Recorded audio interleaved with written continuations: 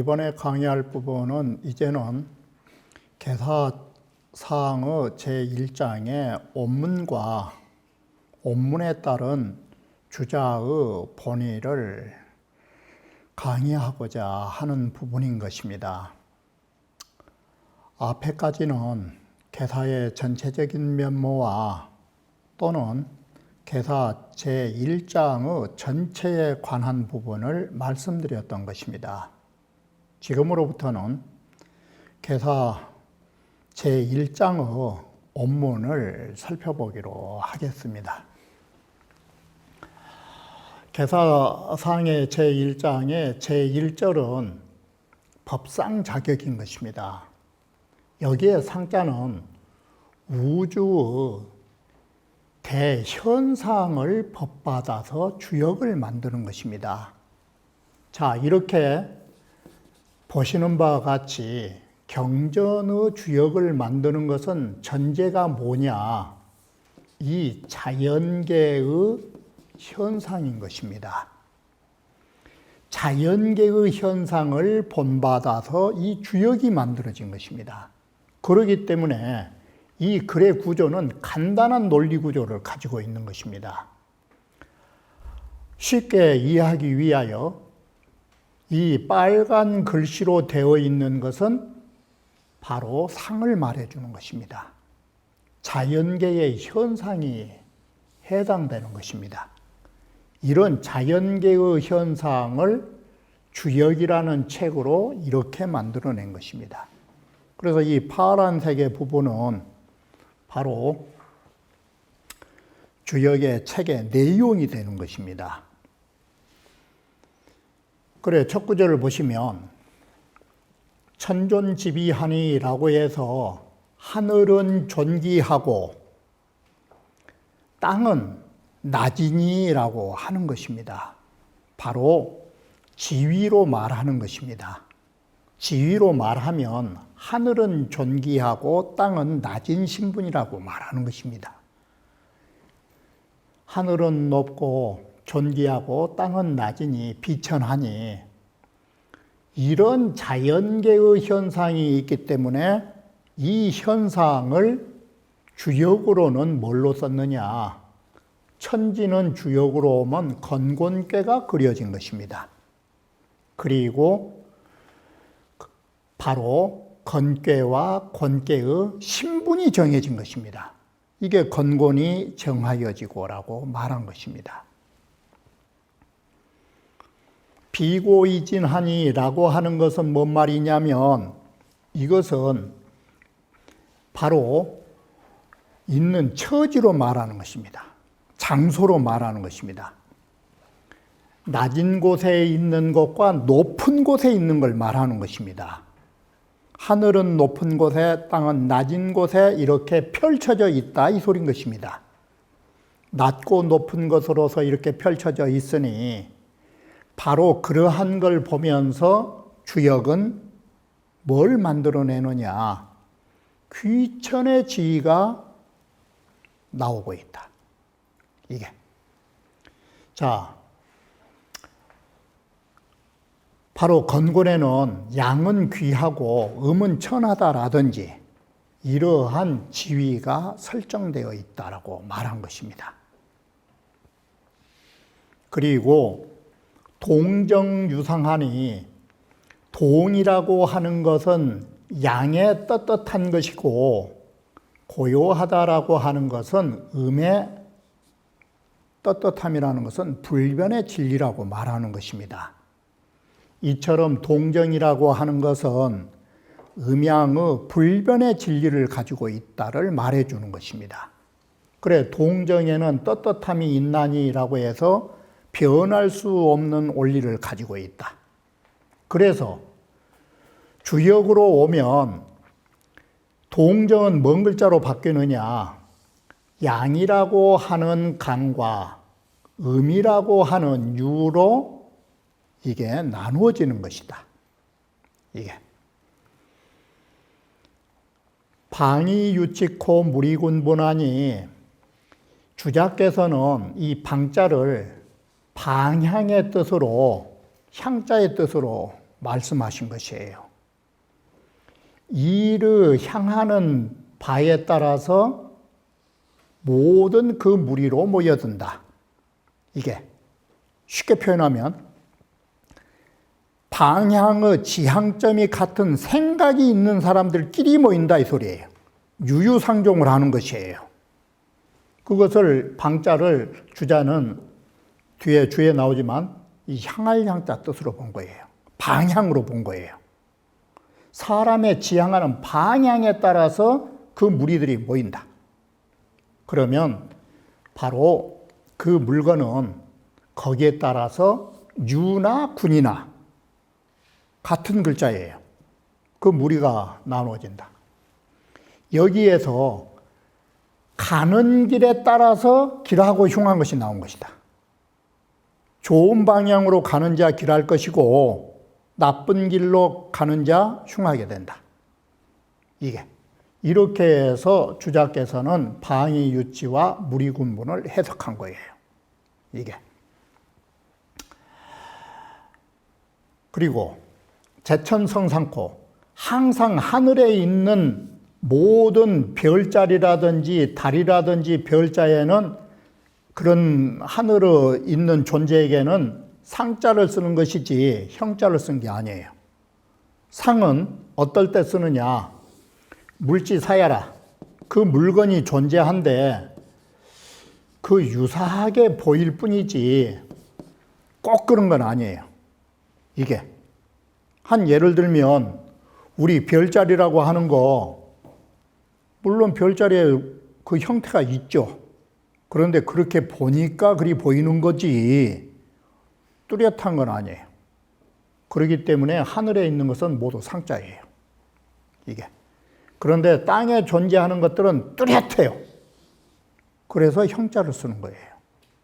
이게. 이와 같이 하늘에와 땅에는 형상들이 존재한다. 그것은 바로 뭐냐, 주역에. 이게 변화다. 이게. 이렇게 해서 변화가 나타난다.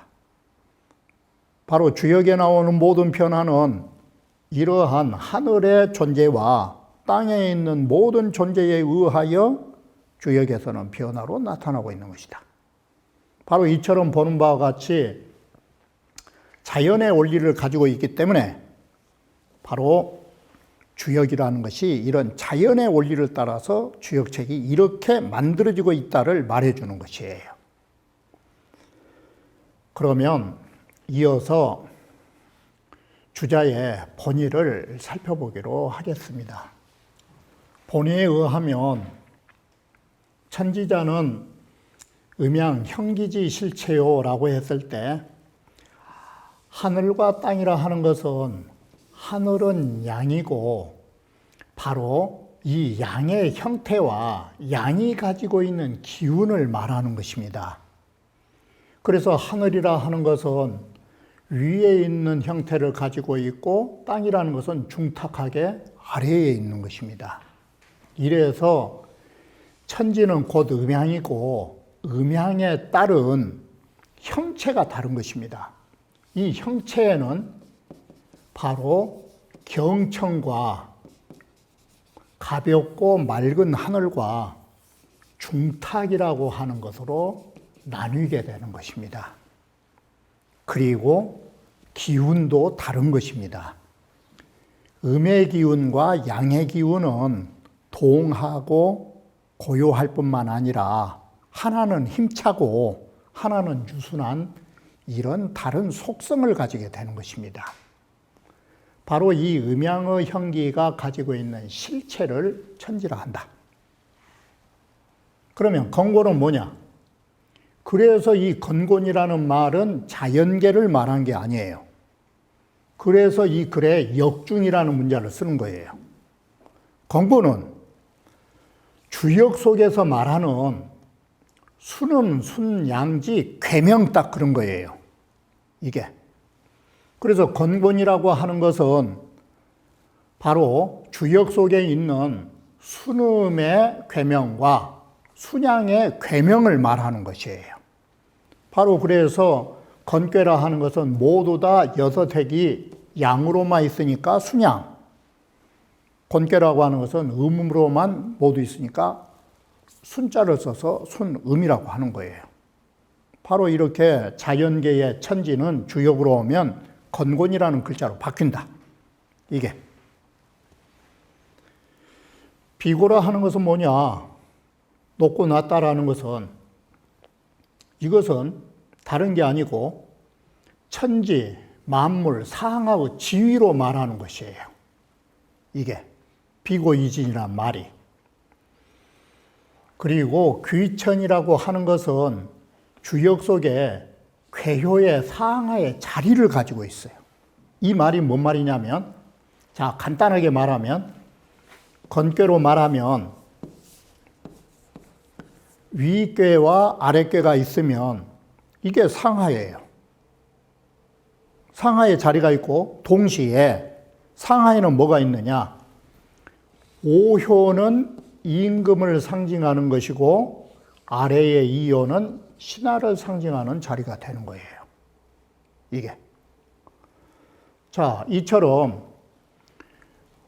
군신과 상위 개념과 하위 개념의 부류가 나눠지는 것이에요. 더 세분하면 우리는 여기에서 6단계로 또 나누는 거예요. 그래서 두 번째가 신하라면 신하 밑에 있는 사람이 뭐냐? 이건 백성이에요, 보통. 그리고 신하에서도 위에 있으면 이건 뭐냐? 이건 대신이에요. 같은 신하라도. 자, 이 세계는 위에 있는 그룹인데 임금이 못된 사람은 누구냐? 이건 태자예요. 일종의. 그리고 태자가 올라가면 임금이 되는 거예요. 임금이 되었다가 물러나면 이건 뭐가 되느냐? 우리가 말하는 이건 상왕이에요. 바로 이와 같이 주역에는 인간의 자리에 대비하면 상하의 개념이 존재하는 거예요. 이게.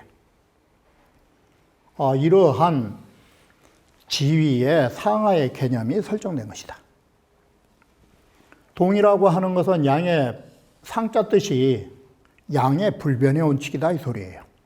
동한다라는 것은 양의 언제나 변함없는 상리, 이게 영원한 진리다. 그리고 고요라는 것은 뭐냐?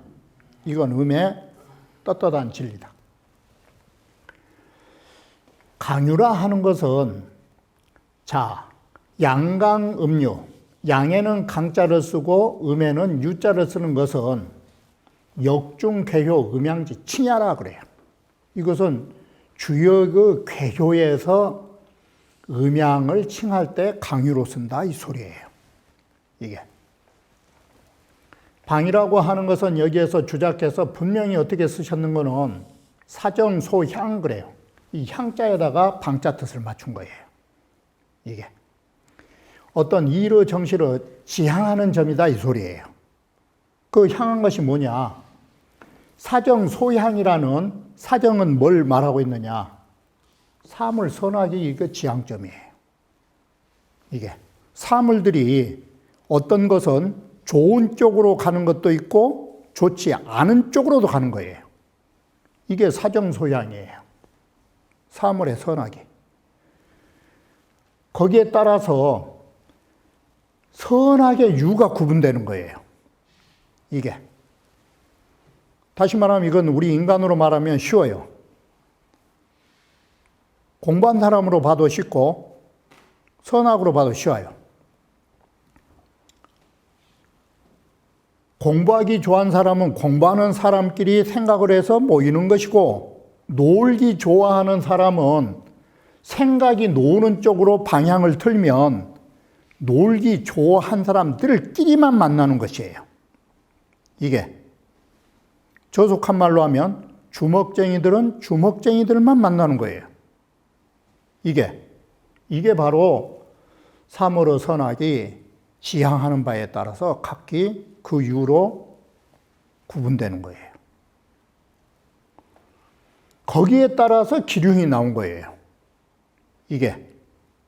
그래, 기륭자는 역중, 괴효, 점결지 사야라. 주역에서 괴효의 점결이에요. 점으로서 딱 결정져 준 거예요.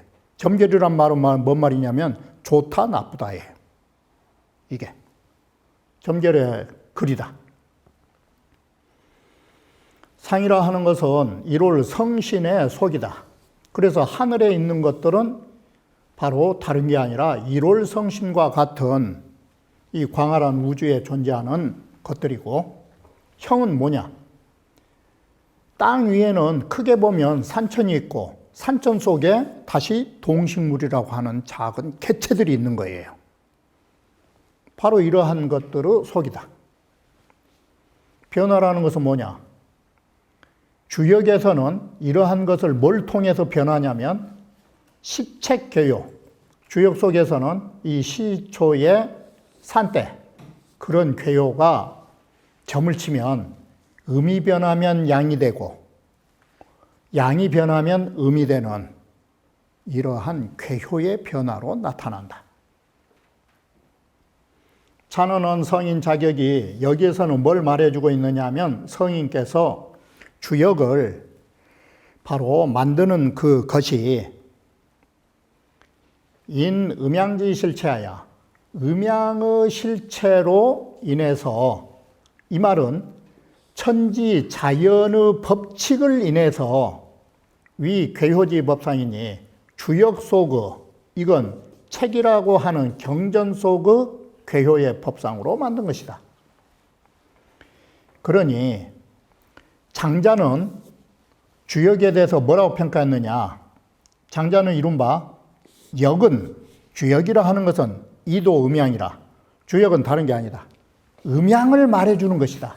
이 길도자는 말할 도자로 주역은 딱 음양 외에는 벗어난 게 없다. 바로 장자가 말하는 역, 이도, 음양이라는 이 5글자, 이게 명쾌한 글이에요. 주역은 음양을 벗어난 적이 없어요. 이게 바로 장자의 이 말은 이런 점을 지금 두고 말하고 있다.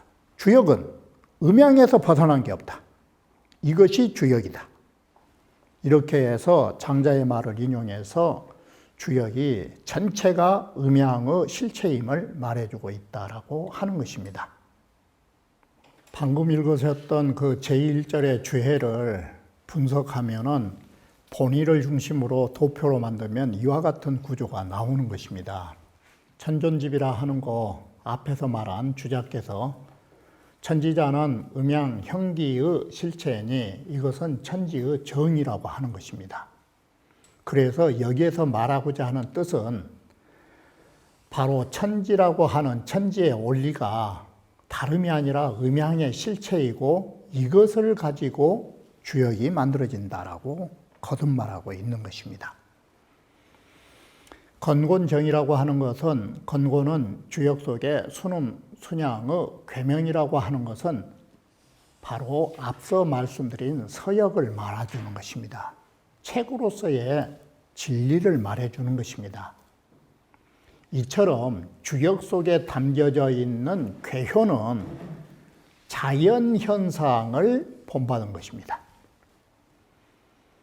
그리고 비고이진이라고 하는 것은 천지 만물 상하의 자리인데 이것은 뭐에 해당되냐면, 자, 땅으로 말하면 산은 높고 같은 땅이라도 연못은 낮게 있고 이러한 등등까지를 겸하여서 비고이진으로 말하는 것입니다. 다시 말하면 하늘과 땅으로 나눠보는 방법이 있고 같은 땅에서도 하늘에서도 높낮이는 있는 것입니다. 다시 말하면 별자리로 보더라도 자, 땅과 하늘로 나누면, 1차적으로 나누면 하늘은 높고 땅은 낮은 것입니다. 그러나 하늘 속에서도 별자리 하나만 봐도 멀리 있는 것이 있고 가까이 있는 것이 있고 그 거리가 각기 다른 것입니다. 그러면 땅은 어떤 것이냐? 하늘에서 보면 땅은 낮은 존재지만 낮은 존재 속에서도 높은 산이 있는가 하면, 예를 들면 8,000m가 높은 그런 산이 있는가 하면 반대로 깊은 수렁도 있는 것입니다. 이와 같이 높낮이는 크게 나누어서도 볼 수 있고 다시 세분화할 수도 있는 것입니다.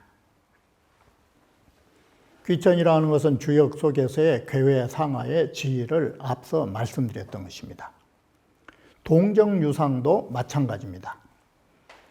자, 강유단위도 이 부분에 대해서는 더 이상 설명하지 않아도 알 수 있는 부분인데, 방위유치 무리군분에 관해서는 주자께서 생각하시는 바하고 또 조금 다른 이론이 없지 않아 있는 것입니다.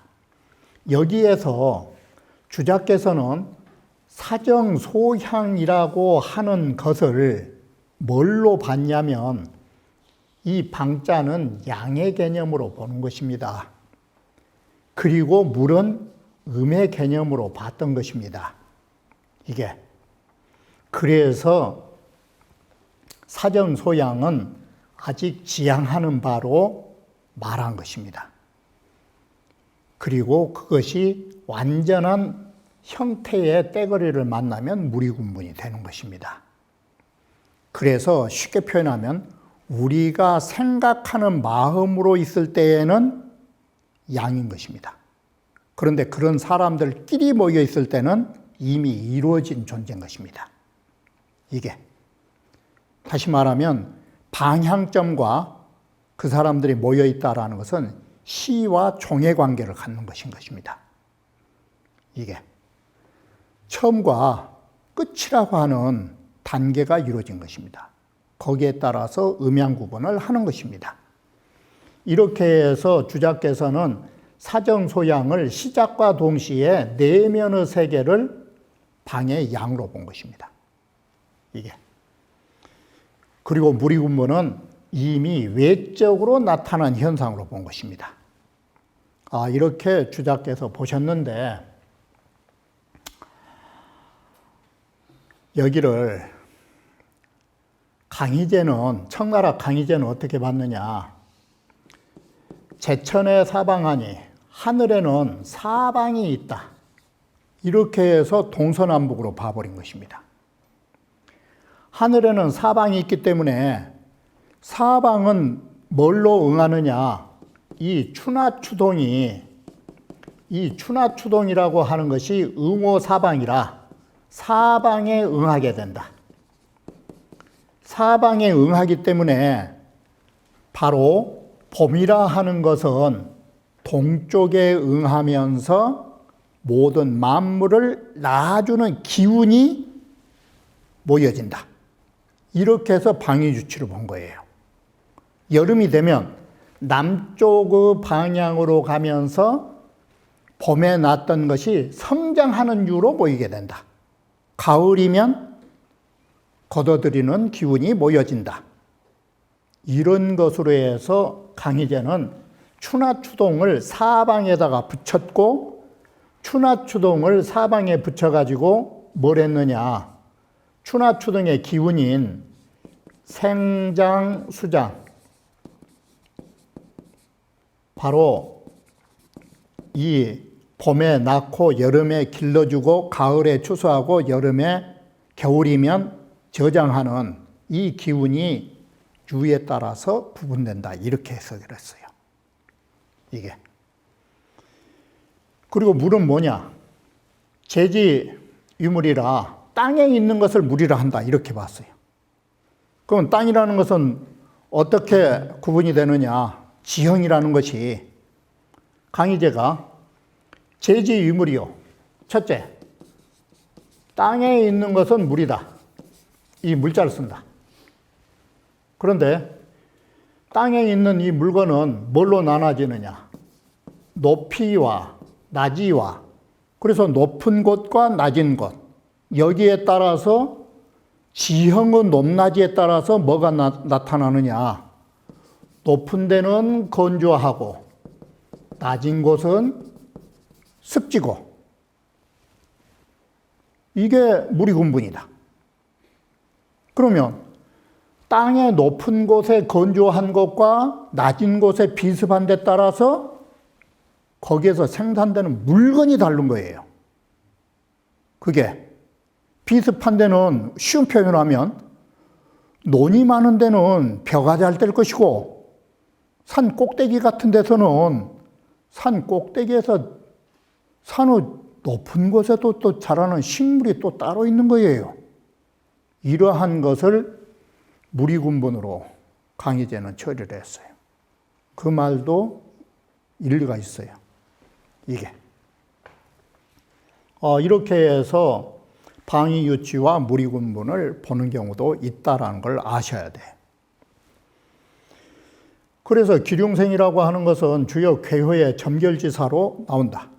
그러면 방금 강희제 말대로 하면 어떤 것이 흉한 것이냐?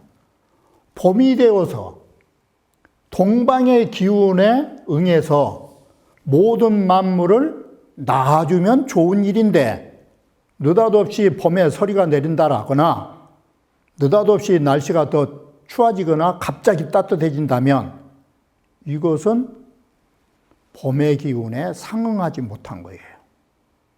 그러니 흉한 거예요. 땅도 마찬가지예요. 높고 건조한 데에다가 심을 것과 낮고 비습한 데에 심을 식물이 다른 거예요. 거기에 맞추면 길할 것이요, 거기에 거슬리면 흉한 거예요. 이것이 방위유치와 무리군분을 그렇게 본 거예요. 그래서 제대로 유로 모이고 제대로 좋은 쪽으로 나눠지면 길할 것이요, 반대로 잘못되면 흉할 것이다, 이 소리예요. 여기에 따라서 기륭의 구분이 있다. 자, 그러면 남은 부분은 다음 강좌에서 이어서 말씀드리기로 하겠습니다.